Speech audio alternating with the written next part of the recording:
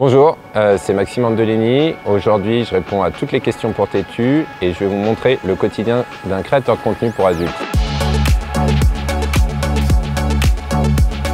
Tous les créateurs avec qui j'ai tourné, ça s'est toujours super bien passé. En général, ça se voit sur le bokeh final. Aujourd'hui, je rencontre les plus grands acteurs de l'industrie. Les créateurs de mimes, ils sont lyonnais. On était naturellement fait pour s'entendre.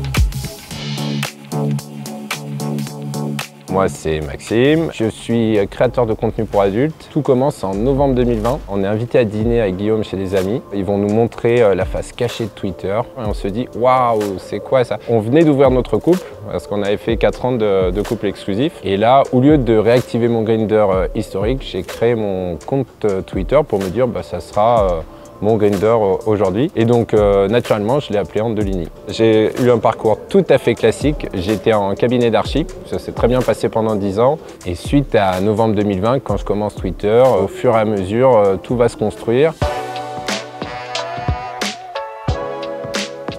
Andelini, ça vient de mon premier profil Grindr. Je crée mon compte et là, il faut lui donner un nom. À l'époque, je venais de finir la trilogie du Parrain. Dans le Parrain 2, il y a l'histoire de Vito Corleone qui vous explique que son vrai nom, c'est Vito Andelini de Corleone. Et du coup, je me suis appelé Andelini comme ça. Le masque, il est venu parce qu'au début, j'avais mon taf, j'avais ma famille, personne n'était au courant, c'était pour rigoler. J'ai adoré le film V pour Vendetta. Ça s'est fait vraiment de façon simple et sans pression. Pour moi, au début, c'était juste des plans Grindr. On filmait comme si on pouvait filmer sur Snap. C'était drôle, mais c'était même ridicule parce que ça durait 30 secondes. Et en fait, par ces petites choses-là, aujourd'hui, je rencontre les plus grands acteurs de l'industrie et c'est juste ouf. Si je peux dire personnage public, je pensais pas, sauf le jour où Thomas Angeli a commencé à parler de moi sur les réseaux. Tout explose, Instagram, TikTok. Qu'est-ce que tu fais, Maxime?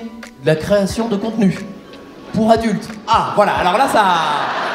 Les proches, ça n'a pas été un vrai sujet au début, vu que je pensais que j'étais complètement anonyme. Et en fait, ce qui s'est passé pour mes amis, déjà, je fais partie de Cargo, c'est une asso LGBT sur Lyon de sport. C'est mon meilleur pote qui est là-bas et j'en parlais pas. Au bout d'un moment, je lui en parle et il me dit, mais écoute Maxime, tout le monde est au courant. Je dis, pardon, je suis inconnu, j'ai un masque et tout. Il me dit, non mais tout le monde te connaît, tes photos, ta salle de bain, etc. Le premier jour où tu as posté, j'ai reçu un snap de copains à Paris qui t'avait rodé, donc tout le monde sait. Pour mes parents, plus difficile pour moi parce que on ne dit pas ces choses-là. J'ai jamais dit que j'étais gay, jamais fait de coming out avec eux. Ça s'est toujours passé sans rien dire. Ce que j'ai fait, j'ai écrit une lettre à mes parents. Je l'ai mise sous une enveloppe. Je suis allé passer une journée avec eux et avant de partir, je leur ai dit écoutez, il n'y a rien de grave, je vous donne cette lettre et vous la lirez quand je suis parti. Du coup, je prends la voiture. 10 minutes après, je reçois un super SMS de ma mère. On a toujours su que tu allais être acteur, mais pas dans ce domaine. Et mon père m'a juste envoyé comment va Brigitte Lahaie le lendemain matin et tout s'est bien passé.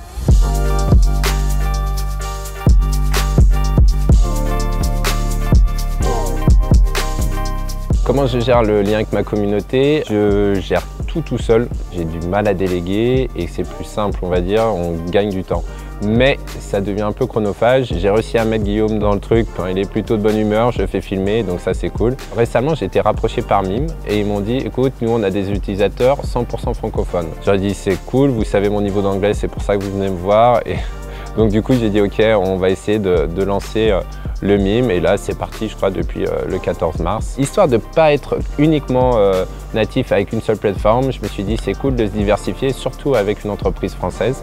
Et donc du coup là j'ai lancé l'activité avec Mime. Et ce qu'il faut savoir c'est que les créateurs de Mime ils sont lyonnais, donc on était naturellement fait pour s'entendre.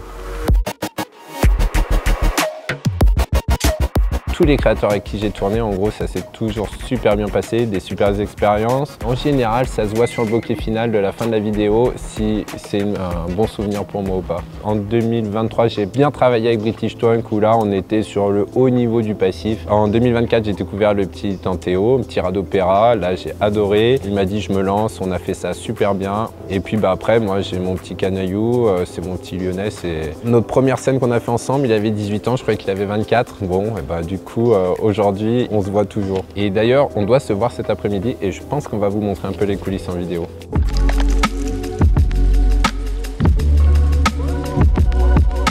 Vu qu'en fait j'ai commencé sans vouloir devenir acteur porno, aujourd'hui je suis super content de ce qui se passe. J'espère que ça va durer. La durée de vie c'est 5 ans on va dire d'un acteur. J'espère que j'arriverai à tirer un petit peu plus avant de repartir au bureau. Du coup je profite de chaque instant et c'est pour ça que je me lance à fond, quoi. Mon équilibre, ouais, je vais le retrouver aujourd'hui dans le sport vu que je vais plus au bureau. J'ai l'impression que c'est un petit peu ma contribution sociale en fait.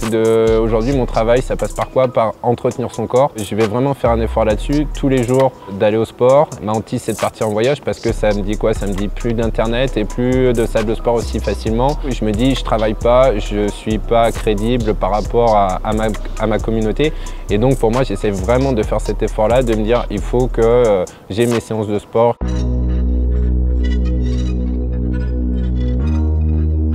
Ça va faire 10 ans qu'on est ensemble avec Guillaume. Notre équilibre, on l'a créé avant que l'activité création de contenu commence. Je me dis, j'ai mon petit fil d'Ariane, si je m'égare, j'ai juste à tirer, revenir au nid. Il est même indispensable pour me permettre d'avancer. Sans ça, tu t'effondres. Enfin, il y a trop de choses qui peuvent te tomber dessus. Et là, d'être deux, ça permet de vraiment pouvoir avancer sans avoir peur, quoi.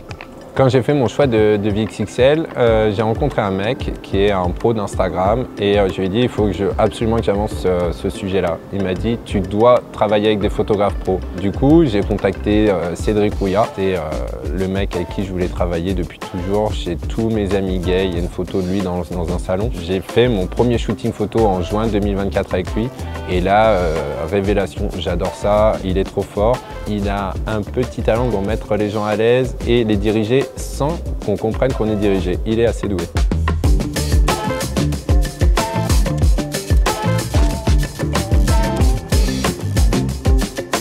L'engagement dans la communauté LGBT, au début, je me suis toujours dit que j'avais pas assez d'audience, etc., et que c'était compliqué. Au fil du temps, je me suis dit, il y a quand même des choses à faire. J'aime aider les gens. Les personnes qui vont être en difficulté avec du one-to-one, par exemple, Anthéo, quand il s'est lancé, il savait vraiment où il voulait aller. Je lui ai dit, écoute, il faut que tu passes par là, il faut que tu fasses ça. Le contexte réglementaire, je vais t'expliquer toutes les portes que je me suis pris. Aussi, j'ai plein de créateurs de contenu qui m'appellent au mois de mai, quand c'est la déclaration d'impôt, pour me dire, mais Max, tu fais comment, etc. Donc, ils viennent vite chercher les infos et ça me fait toujours plaisir d'aider les gens. Transmettre, pour moi, c'est naturel et du coup, je vais toujours essayer d'aider. Bon, Canaillou, on a beaucoup travaillé ensemble, c'était plus, on s'est apporté tous les deux. Et donc c'est vrai que lui, j'ai toujours donné des petits tuyaux, mais il les a toujours pris avec des pincettes. C'est un petit génie, il sait très bien s'y prendre.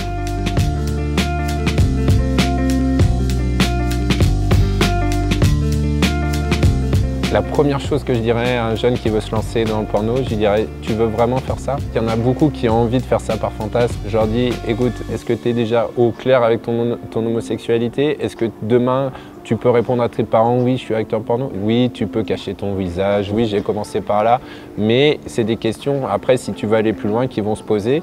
Et il faut que tu y réfléchisses parce que c'est des choses qui peuvent marquer. Donc, il faut quand même les garder en tête. Mais si le mec me dit, mais moi, c'est clair, c'est comme ça, je te dis tout ce que tu dois faire et tout ce que tu dois surtout pas faire pour que ça se passe bien. Qu'est-ce que je vois pour l'avenir? Eh ben, j'espère que du positif, encore plein de voyages, plein de collabs, plein de belles personnes, plein de petits jeunes qui veulent se lancer. Il y a de la place pour tout le monde. Je pense qu'on va s'amuser. Et le dernier message que j'aimerais faire passer, c'est que les jeunes générations, elles évitent de toucher à la drogue parce qu'une fois qu'on est dedans, c'est compliqué. Il y a tellement d'autres choses à faire, on peut tellement s'éclater autrement. C'est pas parce que certains touchent qu'il faut se dire il faut que je touche aussi. Touchez pas à ça, il y a plein d'autres choses à explorer. Vous aurez le temps.